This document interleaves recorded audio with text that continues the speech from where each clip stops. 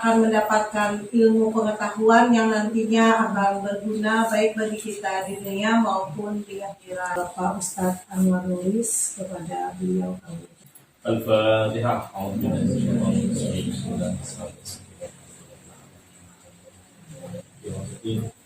Iyyaka na'budu wa iyyaka nasta'in ihdinas siratal mustaqim.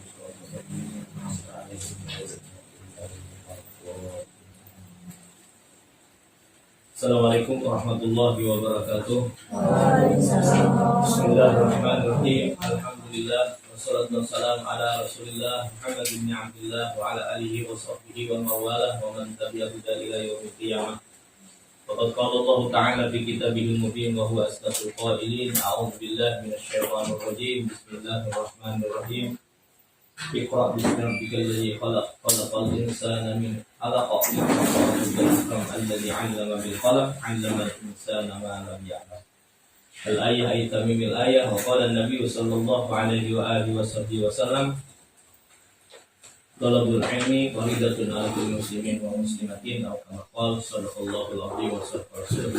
Amma ba'd. Alhamdulillah, kita panjatkan puja-puji serta syukur kita kehadirat Allah Subhanahu wa taala yang melimpahkan karunia, taufik dan hidayahnya dan memberikan rahmatnya, kesehatannya sehingga pada hari ini kita semuanya dapat beraktivitas, oleh khusus siswa-siswi yang kita cintai kita dan sekalian, alhamdulillah sehat walafiat dan dapat melaksanakan kegiatan-kegiatan pembelajaran sebagaimana, dan mudah-mudahan ini menjadi simpanan perbendaharaan dunia dan akhirat. Kenapa ujian ibu tadi dunia dan akhirat? Karena belajar ilmu agama itu untuk kita dan untuk masa depan generasi kita. Disebut dengan ilmu yanfa, ilmu yang bermanfaat. Kenapa sebabnya kita pilih fardu kifayah? Karena fardu kifayah ini pasti kita alami. Setiap keluarga kita sampai diri kita akan mengalami yang namanya kematian. Karena kullu nafsin dan setiap yang menafas, memiliki nafas, semuanya merasakan kematian.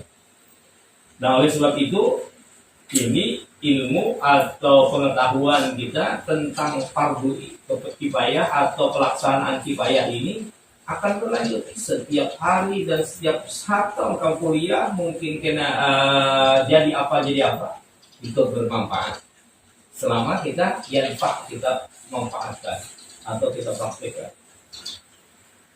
Sampai salawat dan salam semoga selalu tercurah kepada junjungan kita Nabi besar Muhammad sallallahu alaihi wasallam, kepada keluarga beliau, sahabat beliau, kerabat beliau ila yaumil qiyamah. Bismillahirrahmanirrahim. Qala al-mu'allif rahimahullah ta'ala wa adamana qabihi wa bi ulumihi bidarain.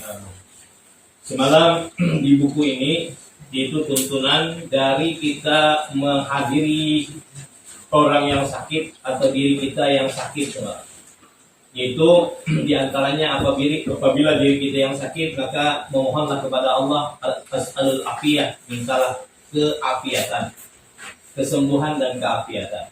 Apabila kita menghadiri atau melawat atau menelangi saudara kita yang sakit, maka kita dituntun oleh baginda Rasul untuk berdoa, yaitu meminta mudah-mudahan Allah Subhanahu wa taala menyembuhkan saudara kita yang sakit. Nah, di antaranya membaca di sini kita tambahan di antaranya adalah bacalah ayat Fatihah 1 kali, Qul huwallahu 3 kali, Qul a'udzu falaq 3 kali, Qul a'udzu binnas 3 kali. Mohon dengan berkat Fatihah, Qul huwallahu, Qul a'udzu falaq, Qul a'udzu binnas, Allah sembuhkan saudara kita atau diri kita. Kenapa? Karena Qul huwallahu ahad adalah sepertiga Al-Qur'an dalam Islam. Lalu pulang An-Nas, Al-Falaq dan An-Nas adalah ayat penolak sihir dan gangguan-gangguan.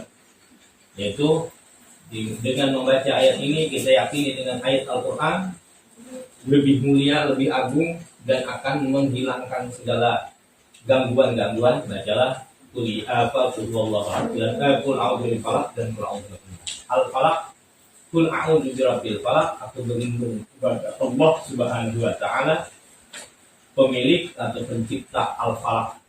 Apa itu al-falak? Itu langit di waktu senja. Kenapa? Karena sihir-sihir itu berjalannya di waktu senja dan waktu. Qul a'udzu birabbin nas, itu adalah intinya adalah berlindung kepada Allah Subhanahu wa taala daripada Allah Subhanahu wa taala pemilik manusia, nafas setiap manusia. Amin syarri nas, daripada kejahatan manusia. Alladzi waswisu fi sudurin nas, yang mewaswasi dalam dada manusia. Adapun al-falaq itu lawan falaq. Kemudian di sana min syarri ma khalaq, daripada kejahatan-kejahatan orang sihir-sihir yang dihembuskan di bubur-bubur. Itu semuanya adalah ayat penangkal sihir. Nah, kalau yang sakit ini dapat gangguan yang di luar di luar medis. Jadi apa di sini? Lalu yang kedua semalam adalah apabila menghadapi saudara kita yang meninggal dunia, orang yang kita cintai meninggal dunia, maka ada persiapan-persiapan yang harus kita siapkan. Di antara selain kita bersedih, selain kita berduka, atau selain kita bertakziah, atau disebut dengan bela sungkawa kepada saudara kita, merasakan ikut sedih, ikut berduka dengan mendoakan, dan tetapi dengan itu kita mempersiapkan apa yang harusnya kita siapkan. Semalam sudah, yaitu peralatan yang perlu, yaitu kaos tangan bukan kaos tangan jadi untuk meragu semalam adalah bagian kemaluan. Itu disebut dengan meradu, bahasa agamanya atau bahasa kampungnya meradu. Bahasa kitanya untuk membersihkan kemaluan muka dan kemaluan belakang. Kain mandi, kain telasan, kain mandinya adalah kain mandi yang tidak bergambar benda yang bernyawa, yaitu dengan gambar-gambar yang bernyawa.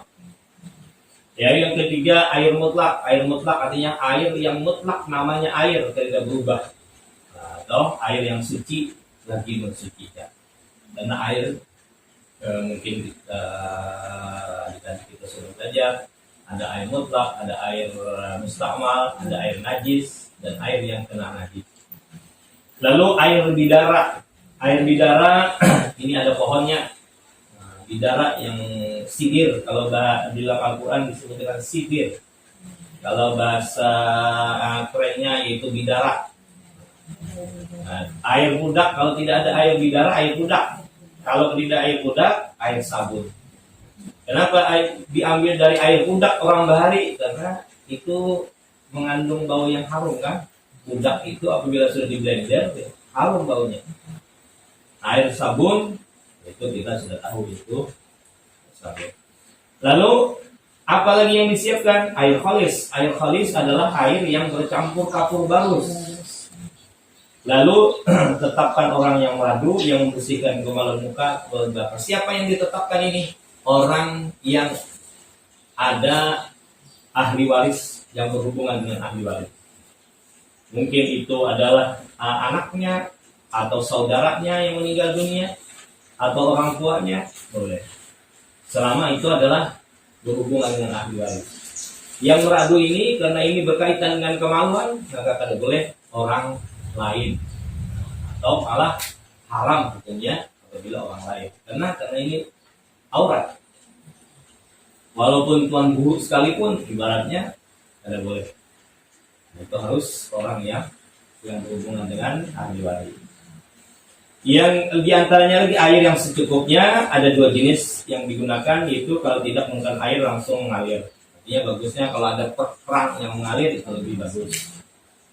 Air pump.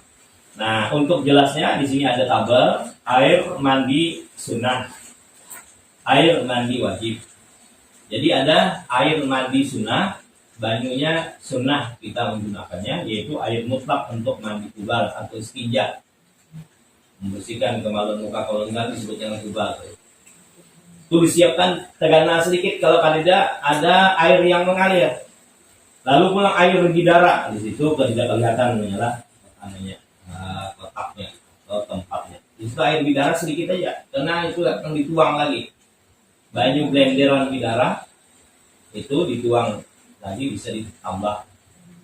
Apa fadilatnya bidara? Bidara ini fadilatnya melunturkan kuman segala penyakit. Itu diantaranya pula menguncurkan pengaruh-pengaruh jin. Ini air bidara. Lalu yang ketiga, air mutlak penanggal wudhu, artinya air bersih lagi. Boleh aja air mutlak yang pertama tadi, boleh, asal jangan sampai terlatih di waktu mandi kubah. Air yang wajib, air yang harus dipelihara jangan sampai terlatih juga adalah air khalis atau air kapur barus. Air kapur barus itu ambil 5 atau 3 atau 7 diganjil lah, itu lebih bagus. Lalu diikat di kain, tumbuk, itu buat di dalamnya. Ada yang langsung tumbukannya itu atau gelapung itu dibuat kan. Lebih baik kalau memang langsung dibuat, biji-bijiannya dia langsung buat bijinya, 5 biji buat dan gitu daripada ditumbuk. Kalau ditumbuk itu kecuali dibuat di kain, jangan sampai merusak air. Urutan memandikan, kita sampai semalam kepada urutan memandikan. Urutan memandikan mayat. Jadi ada urutannya. Pertama, istinja kemaluan muka dan belakang dengan tangan kiri berbalut sarung tangan kain, jangan menggunakan sabun. Jadi di saat urutan memandikan ini, di bagian istinja ini dulu, bagian kemaluan. Jadi disitulah dulu. Yang lain-lainnya diam dulu. Artinya yang lain-lainnya cuma untuk mengguyakan di sekitar kemaluan tadi. Bersihkan situ dulu dan kadang menggunakan sabun duluan. Kenapa bisa kadang menggunakan sabun? Karena sabun ini apabila berimbai dengan itu, berarti airnya itu ada suci. Artinya airnya bercampur dengan benda suci. Bila air bercampur dengan benda suci, ada mensucikan dalam hukum Islam. Nah, kalau dalam hukum kesehatan atau kita biasa, pokoknya bagus campur baju sabun itu langsung. Nah, tapi dalam segi ilmu agama itu air bercampur dengan benda suci tidak akan mensucikan. Nah, jadi apa? Banyu mutlak dulu, air mutlak dulu. Kenapa air mutlak ini? Air yang tidak bercampur apapun. Ya, langsung dibersihkan dulu, sudah anggaran bersih, barulah dengan banyu sabun. Jadi banyu sabun itu untuk menghilangkan dia lagi, untuk mensucikan, mengharumakan. Jadi dengan tangan kiri, karena sunnah kita beristinja, walaupun kita diri kita mengistinja diri kita atau membersihkan kemaluan muka kemaluan belakang kita, itu kan sunnah dengan tangan kiri. Bila tangan kanan makruh hukumnya. Makruh dan bahkan itu disebut dengan makruh tanji. Nanti makruh tanji mendekati haram kecuali ada darurat. Orang stok tangan kanannya kan, tangan kiri akhirnya. Stok dengan tangan kirinya atau tangan kanannya istinja, itu karena tidak mampu atau luka di tangannya, itu darurat. Kalau masih bisa, maka sunnah dengan tangan kiri di waktu membersihkan kotoran. Nah, kita pun itu juga, karena ini ibadah tangan kiri, tapi pun berbalut dengan kain. Nah, lalu di sini kain pembalut sarung tangan kain lagi. Nah, karena ada sarung tangan plastik. Nah, itu ada. Kenapa? Karena itu kada terasa najisnya, itu kada terasa. Kain supaya lebih kita nih membisik di kulit kita itu lebih bersih. Dan jangan menggunakan sabun. Jadi faedahnya kenapa bisa jangan menggunakan sabun? Maksudnya di waktu pembersihan pertama itu banyu biasa dulu. Kenapa? Sebabnya karena kena tercampur benda suci. Sabun suci tercampur dengan benda suci. Atau selain sabun umpama banyu harum atau banyu kembang. Waktu membersihkan pertama lalu banyu kembang supaya harum. Tetap itu kada boleh, malah ada bilang najis. Lalu yang kedua, sikat gigi dengan kain. Nah, setelah bersih semua bersihlah, tanda bersihnya kalau kita menggunakan kemaluan belakang itu ditarik sekali, ya sudah kubui banyu dibersihkan, gosokkan kemaluan belakangnya, sudah tuh kubui lagi basah, lalu dengan banyu sabun, dengan sabun, setelah dengan banyu biasa hanya sabun. Bersihkan dulu banyu sabunnya, artinya licin-licinnya di sabun, di kain, di kulitnya, hanya ditarik sekali di ujung ini, tarik sekali, tarik ini, dilihat dikeluarkan kan, karena ada kerasan, keluarkan, lihat masih ada kotorannya. Bila sudah tidak kotorannya, makanya dengan kain putih, kain putih, dengan kain, kenapa supaya sedikit. Kalau hanya pakai plastik atau gatah itu akan berikit kelihatan, menempel. Hanya ditarik ini. Bilanya sudah bersih kain tadi, berarti nggak ada kotoran lagi. Setelah tidak kotoran, hanyalah bagian kepala, bagian kaki yang bisalah sudah menggosok bagian kepala. Nah ini dimana yang urutan kedua setelah istinjanya sudah selesai, hanyalah kubui seluruh awak dengan banyu biasa. Sudah itu apa? Bagian gigi dulu, bersihkan giginya dengan kain. Karena ada penutup. Di waktu kita mandi ada kain sehelai untuk menutup muka. Jangan langsung terbuka lah muka. Terbuka semuanya. Nah dengan kain yang menutup muka itulah gosoklah, bersihkanlah gigi-gigi. Yang ketiga, bersihkan kepala dengan sabun atau sampo. Sebelumnya banyu biasa dulu, keramas dulu dengan banyu biasa. Sudah itu hanya banyu sabun, sampo. Kalau ada rambut yang terlepas, kumpulkan. Jadi apa? Kalau ini kita melihat, di saat kita melihat tahu bahwa ini ada dulu, kumpulkan. Nanti kita masukkan ke dalam kain kafan. Keempat, bersihkan kuku tangan. Nah ini kan sudah bagian kepala, bersihkan kepala, bagian tengah tadi yang sudah merabu tadi lepaslah sudah kaus tangannya, bersihkan kuku-kuku. Kalau kuku tangan, kaki, kalau ada kotoran dalam kuku, usahakan dikorek, dibuang dengan lidi atau alat lain yang tidak menyakitkan. Nah ini sudah mati, bisalah sakit lagi, tetap merasakan sakit, ruhnya merasakan sakit. Jadi apa dengan lembu, korek dengan sedikit. Jadi apa? Karena dalam riwayat bahwa ruh ini setelah dicabut diangkat ke langit. Ruh kita ini terbang ke atas langit 7 sana. Disambut kalau ini baik, disambut dengan malaikat-malaikat yang di sana mendoakan. Dan itu dikembalikan lagi ke raga. Cuma sudah mati. Artinya raganya sudah terobrak lagi karena sudah hilang ruhnya. Yang kelima, setelah semua selesai baru dimandikan mandi kubal tubuh dengan sabun.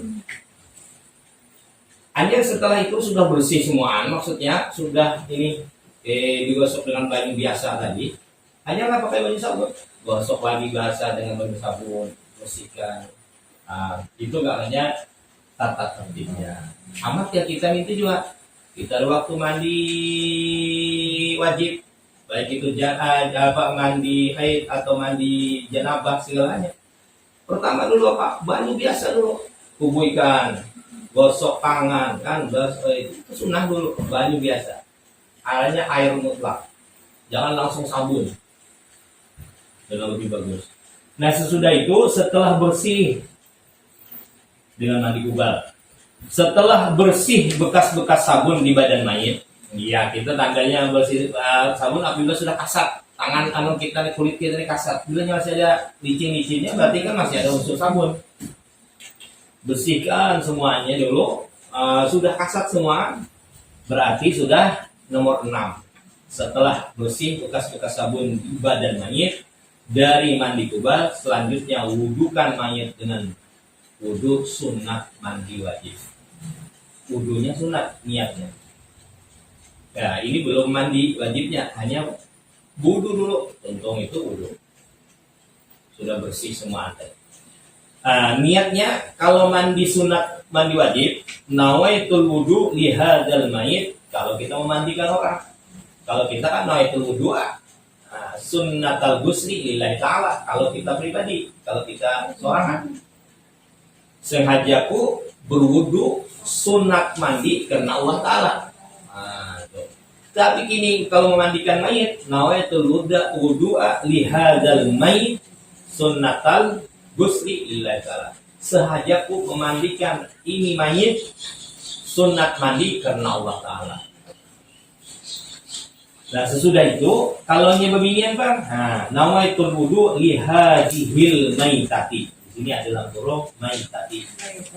Itu perempuan. Perempuan gitu. Hajanya ditambah hi-nya. Lihadihil maitati. Kalau laki-laki lihadzal mait, sunnatal ghusli lillahi ta'ala. Sunnatal ghusli sebenarnya. Kalau ada pulpen, tandai. Kalau perempuan lihadza. Lihadihi, bila beginian lihadihi al-maitati. Bilanya laki-laki lihadzal mayyiti sunnatal ghusli. Itu ghusli itu, ada ghusla. Ghusli lillahi ta'ala. Aku niat mewudukan mayit ini. Nah, ini wajib kan? Niat yang dalam hati itulah yang wajib. Kalau ini lafal kan? Bahasa Arab itu nawaitu itu lafal. Lafaz ini adalah menuntun hati kita untuk berniat. Kalau ada bekai lafaz, ini hukumnya apa? Sunnah. Artinya dapat pahala kita. Artinya menuntun hati kita. Kalau langsung dalam hati kita, kalau kita lalai.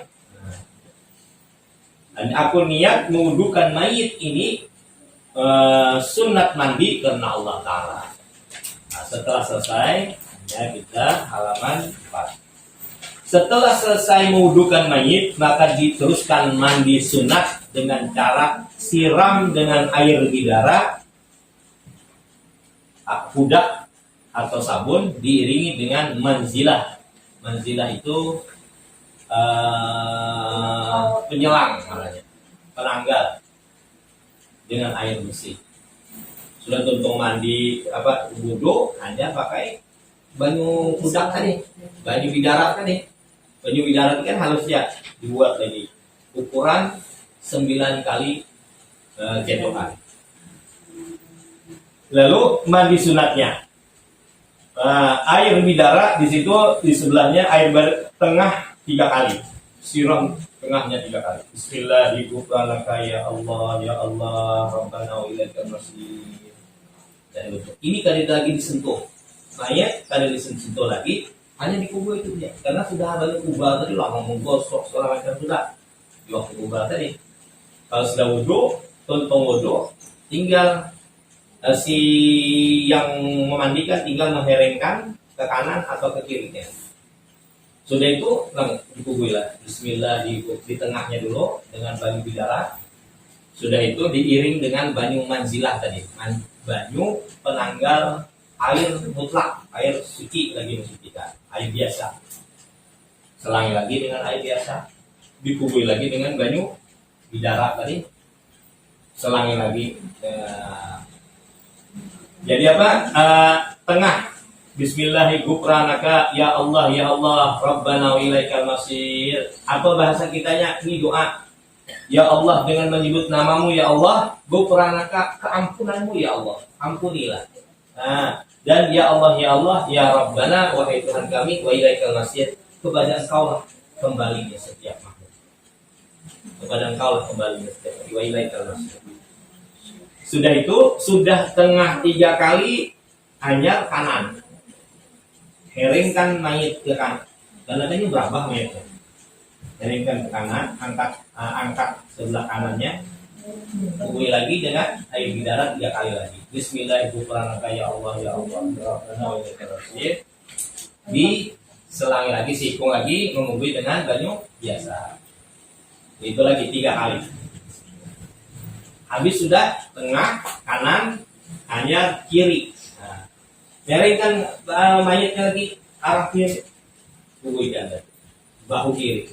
Kubuikan lagi. Sama juga tata caranya 3 kali lagi. Bismillahirrahmanirrahim. Ya Allah, ya Allah, ya Rahim. Kalau kanan kan ya Rahman, kalau kirinya ya Rahim, kalau di tengah tadi ya Allah, ya Allah. Bismillahirrahmanirrahim. Ya Allah, ya Allah, ya Rabbana wa ilaikal masir. Kalau di tengah. Sudah itu miringkan ke kanan tadi. Bismillahirrahmanirrahim. Ya Rahman, ya Allah, ya Rahman. Bismillahirrahmanirrahim. Ya Allah, ya Rahman wa ilaikal masir. Kalau kiri tadi ya Rahim. Artinya Bismillahirrahmanirrahim bagi 3. Tengahnya Allah, dan kita ucapkan kanan Rahman, ya Rahman, yang kiri ya Rahim. Itu dia bedanya. Setelah selesai mandi sunat, tadi mandi sunatnya masih nih dengan banyu bidara, tadi mandi sunat masih. Sunnah dengan air bidara dan penanggal bidara, dilanjutkan dengan mandi wajib. Yang inilah yang hati-hati. Kalau tadi kan sunnah, ini mandi wajibnya. Mandi wajib menggunakan air khalis atau air kapur baru. 9. Mandi wajib, tata cara mandinya sama seperti mandi sunnah, doa dan bacaan sama. Itu Bismillahirrahmanirrahim. Ya Allah, ya Allah juga. Kanan ya Rahman, ya Rahman juga. Atau Bismillahirrahmanirrahim. Ya Rahim, ya Allah, ya Rahim. Wa ilaikal masih sama bacaannya. Tata caranya sama, miring kanan, miring kiri. Dan bacanya sama, lebih berhati-hati atau teliti untuk menyampaikan air ke seluruh tubuh karena ia adalah mandi wajib. Kenapa ini? Mandi wajib. Lapas niat mandi wajib di waktu mengubuhkan mandi wajib dengan banyu kapur barus, disitulah kita berniat memandikan si mayit. Nawaitul ghusla li hadzal mayit al-maitati, bila bini tadi fardal kifayah lillahi ta'ala. Aku memandikan mayit ini, atau sengaja aku memandikan mayit ini fardal kifayati, fardu kifayah karena Allah Ta'ala. Nah, habis sudah, mungkin sampai sini dulu tentang memandikan, karena dilanjutkan. Usahakan badan mayit, ini nomor 6 langsung aja. Usahakan badan mayit tak kalah menyiram sebelah kiri dan kanan, dimiringkan kiri dan kanan juga guna untuk menyampaikan air. Kenapa bisa dihiringkan? Itu manfaatnya agar banyu tadi bujur mengalir seluruh badannya. Boleh aja kita menyiramnya kini aja, boleh. Tapi kalau kita kurang hati-hati bisa yang di tengah belakangnya kena. Nah, kasihan. Mayitnya kasihan, siapa? Ada suci kena. Nah itu aja. Nah kalau tengah air khalis 3 kali itu, ini penjelasan apa ya buka. Lalu kalau mata mayit terbuka, tutuplah dan diiringi doa. Artinya di antara mayit ada yang terbuka matanya. Kenapa bisa terbuka? Jangan disambat macam-macam. Mungkin terbuka itu dalam hadis Nabi, di saat mayit ini dicabut ruhnya, itu mata itu mengiringi ruhnya. Si mayit ini melihat ruhnya itu keluar. Ini hanya melihat habis bersampak yang menutup mata. Itu bisa. Nah jadi apa? Di saat mata terbuka, kalau kita ada di sekitar walaupun belum dimandikan nih, buka tutupi mata, bacakan doanya.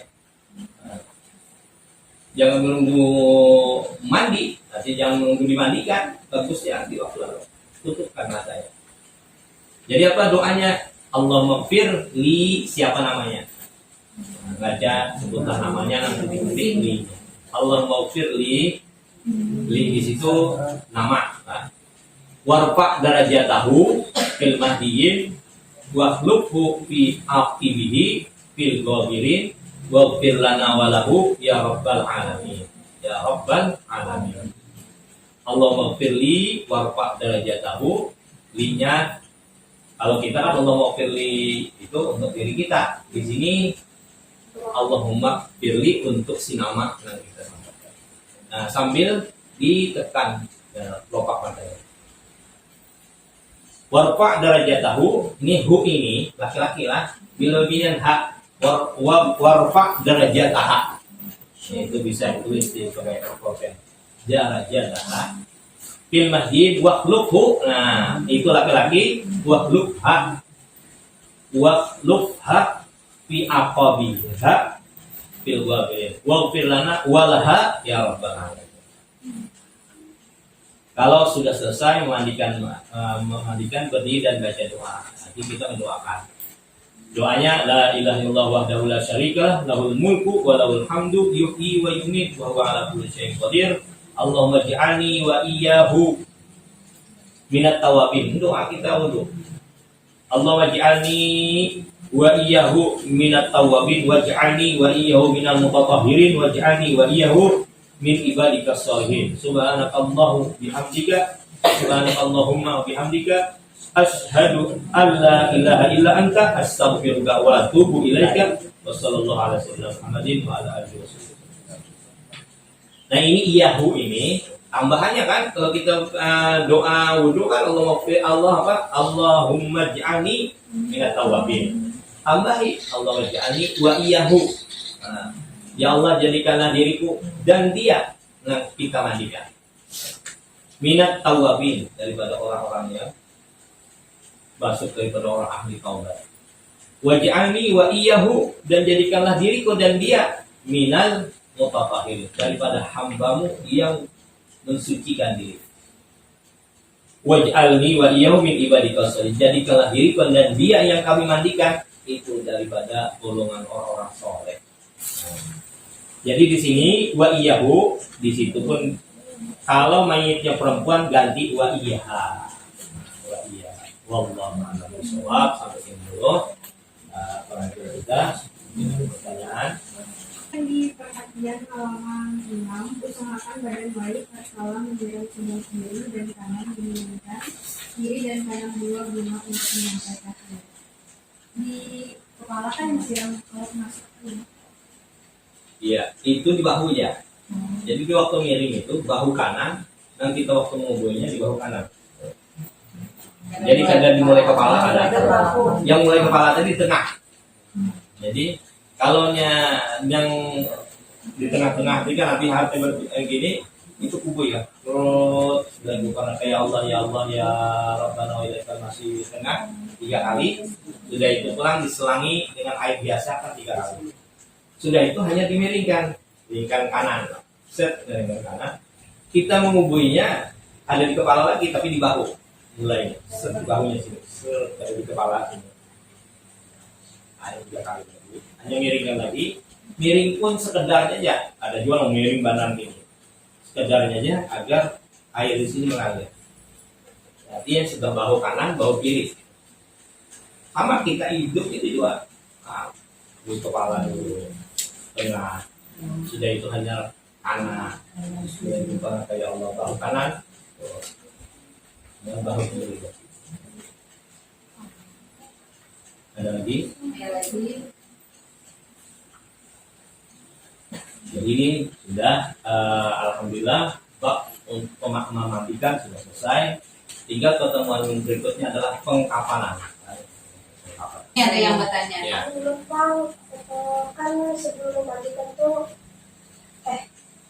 kan sudah diwudui, boleh lagi kita mencium lagi. Oh iya. Kan yang pertama terakhir udah tengah.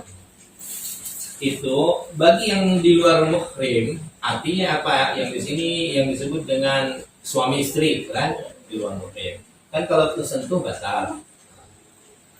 Maka di saat mayit sudah dimandikan nih, hingga sudah diandak akan dikafankan, itu sunnah dicium. Kenapa? Karena Rasulullah menyuruh para sahabat-sahabat, ini ciumlah saudaramu. Di antaranya kan di sana.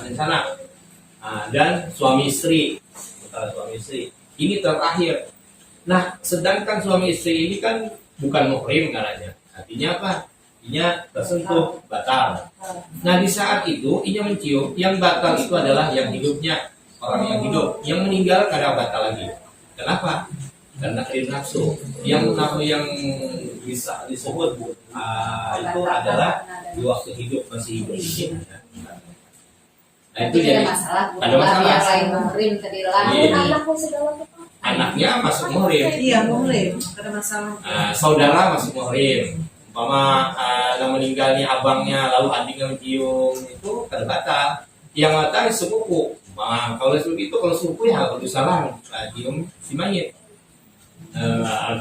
Apalagi sudah kawan aja, umpama kawan itu gak usah lagi lah, belum segala. Jadi apa? Cukup dengan menyentuh, bisa kait kapannya itu sunnah. Maksudnya apa? Apalagi orang alim itu sunnah menyentuh. Kalau kita melihat kenapa itu ulama kablah yang orang alim ulama itu berabut orangnya, karena itu ambil berkah kan sunnah. Di saat itu keberkahan turun, di saat itu kita dapat berkahnya. Amin amin.